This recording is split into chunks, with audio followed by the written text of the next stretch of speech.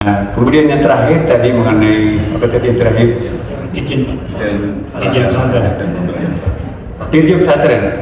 Alhamdulillah sudah kita melakukan semua persyaratan yang diminta oleh Mempan, dan kita sudah berkali-kali juga bolak-balik memperbaiki, dan finish kemarin alhamdulillah sudah dikirim Mempan ke Presiden sekarang ini di Presiden. Mudah-mudahan dalam waktu singkat hadiah Bapak Presiden dalam rangka hari ulang tahun Hari Santri besok ini.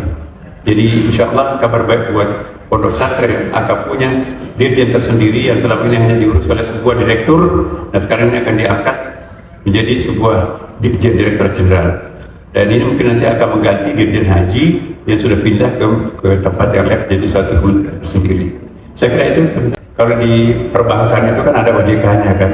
OJK itu sangat detail memperhatikan, melototi bank-bank itu.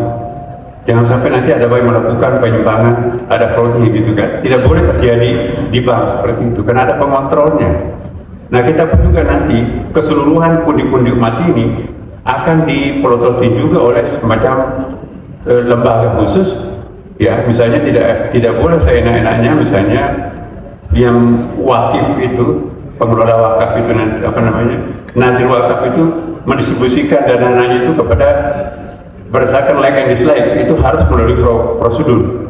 Zakat misalnya, itu betul-betul harus melalui pertimbangan yang matang. Jadi tidak bisa seenak-enaknya pengurusnya itu, ini saya kasih ini, seperti yang selama ini terjadi kan, itu harus ada peraturannya. Siapa yang berhak untuk menghimpun dana, bagaimana cara membelanjakan dana itu, ya, bagaimana aturannya. Jadi tidak terjadi penumpukan. Selama ini kan siapa yang pintar bikin proposal, dia dapat banyak kan. Kasihan tuh ada orang nggak bisa bikin proposal, dana umatnya nggak dapat, pajaknya pun juga nggak dapat. Nanti insya Allah kalau LPDU ini hidup, maka dibantu juga oleh, kami sudah undang badan BPS di sini sudah 2 kali ya, karena ini berbasis data. Berapa kafara ini juga unik nih.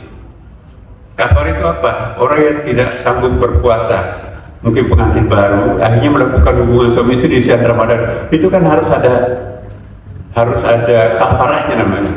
Nah, kalau itu diorganize, itu sekitar 500 miliar juga itu per tahun itu. Nah, jadi banyak hal yang bisa kita pungut melalui umat ini, dan sukarela umat itu nanti lunas juga dari urusan akhiratnya nanti kan. Nah, sekarang ini mungkin akan ada yang melakukan itu, tapi nggak tahu bagaimana caranya. Nah, sekarang ini Kementerian Agama mencoba untuk memfasilitasi mereka. Siapa yang berhijrah yang memenuhi syarat syariat, kita koordinasi. Dan kita juga akan menggandeng ormas-ormas Islam. Karena ormas Islam itu kan salah satu kelemahannya adalah pendanaan. Nah, kalau dana umat ini nanti juga besar, maka ormas-ormas itu juga akan insya Allah akan merasakan manfaatnya.